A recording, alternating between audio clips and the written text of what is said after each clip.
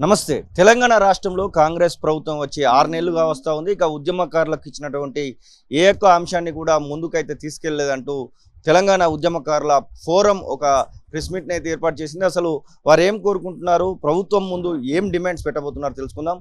మనతో పాటుగా చీమ శ్రీనివాస్ తెలంగాణ ఉద్యమకారుల ఫోరం రాష్ట్ర అధ్యక్షులు ఉన్నారు. సార్, మీరు ఏం కోరుకుంటున్నారు? వాళ్ళు ఇచ్చినటువంటి ఏదైతే మేనిఫెస్టో ఉందో మేనిఫెస్టోలో చాలా విషయాలను ప్రస్తావించడం జరిగింది.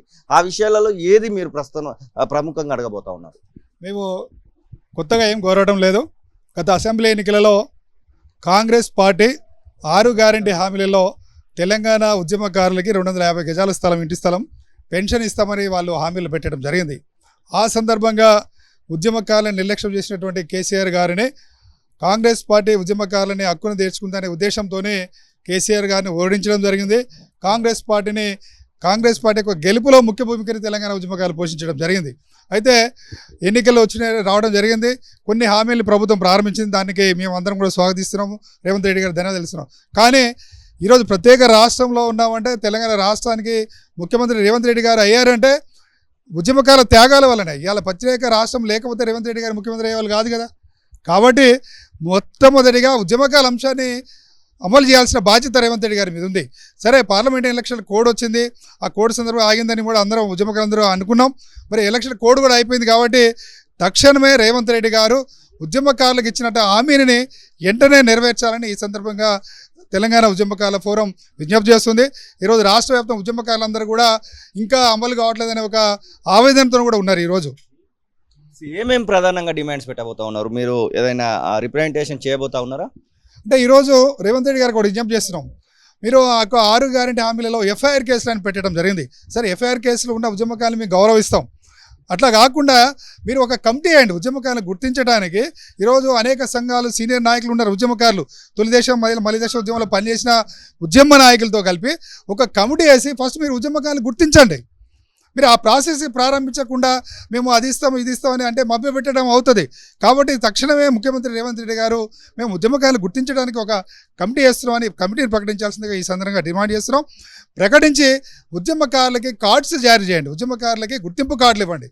ఈరోజు ఉద్యమకారులందరూ కూడా మీ యొక్క సంక్షేమ పథకాల కోసమో 250 గజాల స్థలం కోరుకోవట్లే. అయితే ఉద్యమంలో ఎవరైతే చేసి నష్టపోయారో, ఆర్థికంగా బిలో పావర్టీ లైన్ ఉన్నారో వాళ్ళకి చేయమంటున్నాం సంక్షేమ కార్యక్రమాలు.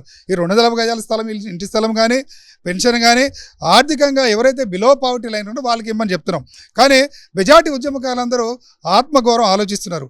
ఈరోజు భారతదేశ స్వతంత్ర సమరయోధులుగా మనం ఎట్లా గౌరవించుకుంటున్నామో ఉద్యమకారులను కూడా ఆ విధంగా గౌరవించుకోవాలని వాళ్ళ ఆత్మగౌరవాన్ని కోరుకుంటున్నారు. అంటే బడ్జెట్ లేదు ఇప్పుడు ఉన్నటువంటి పరిస్థితులలో, కొన్ని పనులు చేయాలంటే అనేటువంటి మాటలు కూడా వినబడుతూ ఉన్నాయి. భూమి కూడా దొరకట్లేదు. 250 గజాలు ఎంతమందికి ఇవ్వాలి, ఏం చేయాలనే దానిపైన కనీసం స్పష్టత కూడా లేనటువంటి సందర్భం. మీ దగ్గర ఏమైనా ఆ విషయంలో సలహాలు ఇవ్వడానికి ఏమైనా ఉన్నాయని మీ ఉద్యమకారుల ఫోరం నుంచి? ఇప్పుడు ఉద్యమకారుల్ని గుర్తించడానికి దానికి బడ్జెట్ ఏమి అవసరం అండి? కమిటీ వేస్తే దానికి అవసరం లేదు. అదేవిధంగా ఈరోజు అసైన్డ్ భూములు లక్షలాది ఎకరాలు ఉన్నాయి. ఈరోజు రేవంత్ రెడ్డి గారు నాకు స్టేట్మెంట్ కూడా ఇవ్వడం జరిగింది. సీమాంధ్ర ప్రాంతం వాళ్ళు ఇక్కడ ఎవరైతే అక్రమంగా, అదేవిధంగా తెలంగాణ ప్రాంతానికి సంబంధించిన వాళ్ళు కూడా అక్రమంగా ఎవరైతే ఆక్యుపై చేసుకున్నారో ఆ భూములన్నింటి ప్రభుత్వం స్వాధీనం చేసుకుంటున్నది. ఈరోజు మీరు చూడండి, కొన్ని లక్షల ఎకరాలు ఉన్నది. మా దగ్గర చూస్తే ఎగ్జాంపుల్గా ఇక్కడ జవహర్ నగర్ అని ఉంటుంది, 1000 ఎకరాలు ఉన్నాయి ప్రభుత్వ భూమి. దాంట్లో ఉద్యమకాలు కోరుకునేది 250 గజాల స్థలం అంతే. ప్రతి ఒక్క జిల్లాలో ఈరోజు వేలాది ప్రభుత్వ భూములు ఉన్నాయి. కాబట్టి ఇది మీకు ప్రభుత్వానికి కూడా ఖర్చు ఏం కాదు. కాబట్టి ఇది ఖర్చుతో కూడుకున్నది కాదు, బడ్జెట్ కూడా సంబంధం లేదు. ఎన్ని రోజులు ఇంకా మీరు వెయిట్ చేస్తారు? ఏమైనా పోరాటాలకు ఏమైనా పిలుపునివ్వబోతా ఉన్నారా? ధర్నాలకు, రాస్తారోకులు అలాంటి వాటికి? అంటే నిన్నటి వరకు పార్లమెంట్ ఎలక్షన్ కోడ్ ఉంది కాబట్టి మేము రేపు సెప్టెంబర్ 17 వరకు వేచి చూస్తున్నాం.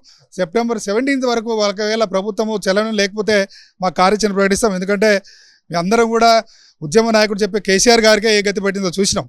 ఈరోజు ఎవరు కూడా అధికారం అనేది శాశ్వతం కాదు. ఎవరైతే ఉద్యమకాలు గుర్తించుకుంటారో వాళ్ళ ఉద్యమకాలు అండగా ఉంటారు. ఈరోజు కాంగ్రెస్ పార్టీకి ఉద్యమకాలు ప్రకటించినందుకు అసెంబ్లీ ఎన్నికల్లో అండగా ఉన్నాం. మొన్న పార్లమెంట్ ఎన్నికల్లో కూడా ఉద్యమకాలు అండగా ఉన్నారు.